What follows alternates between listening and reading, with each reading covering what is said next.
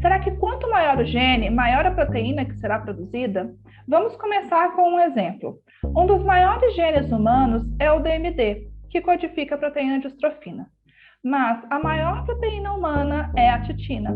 Apesar de o gene DMD ser quase 8 vezes maior do que o TTN, que codifica a titina, a proteína distrofina é cerca de 10 vezes menor do que a titina. Por que os maiores genes não levam necessariamente à produção das maiores proteínas? Meu nome é Laura, eu sou pesquisadora da área de genética e hoje eu vou conversar com vocês sobre a relação tamanho do gene versus tamanho da proteína. Se você não se lembra de como as proteínas são produzidas, o vídeo anterior dessa playlist pode te ajudar. É só acessar. Basicamente, quando o gene possui a informação para produzir uma proteína, o DNA daquele gene é primeiro transcrito em RNA mensageiro, que por sua vez é traduzido em proteína. Tá, até aí tudo bem. Mas em muitos seres vivos, incluindo seres humanos, entre a transcrição e a tradução, o pré-RNA mensageiro passa por um processamento que envolve, entre outras etapas, a remoção de alguns pedaços. É como ter uma corrente, sendo que você quer tirar alguns elos do meio e ligar tudo de volta. Esses trechos retirados são chamados de introns, e os trechos que permanecem na sequência são chamados exons. A esse processo de remoção de introns e união de exons, dá-se o nome splice. Só até aqui já deu para perceber que o RNA mensageiro, após esse processamento, é menor que a extensão de DNA original do gene, que foi utilizado como molde. Mas tem mais. Nem toda a extensão desse RNA mensageiro maduro é utilizada para a produção de uma proteína. O RNA é formado por unidades que apelidamos com as letras A, U, C, G.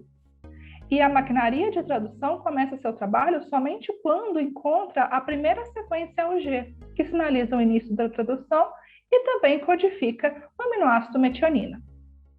E a tradução termina ao encontrar outras sequências de 3 letras, os chamados códons de parada, que podem ser o GA, o AG e o AA.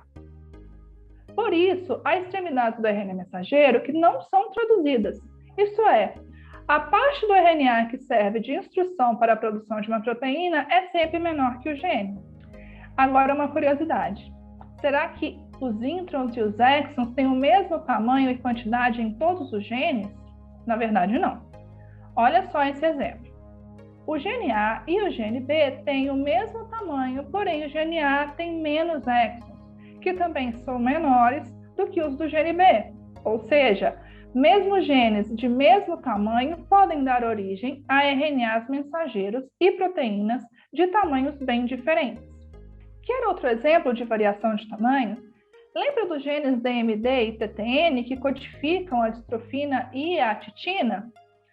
O gene da distrofina, com 2.200.000 pares de base, é um dos maiores genes humanos. Porém, a proteína produzida a partir dele é 10 vezes menor que a titina, que é a maior proteína humana e está codificada em um gene de apenas 281,4 mil pares de base. Enquanto a distrofina tem apenas 3.685 aminoácidos, a titina tem 35.991 aminoácidos. Isso acontece porque só uma pequena parte da sequência do gene da distrofina é utilizada para a produção da proteína. Esse gene tem muitos introns e esses introns são muito grandes. Por último, vamos falar de alterações que podem ocorrer após a produção da proteína, alterando seu tamanho final. Aqui temos o exemplo da insulina depois dos processos de transcrição e tradução. O gene da insulina leva à produção de uma proteína de 110 aminoácidos, chamada pré-proinsulina.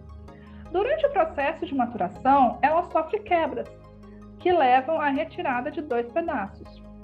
Dessa forma, a insulina madura tem apenas 51 aminoácidos, menos da metade da proteína antes da maturação.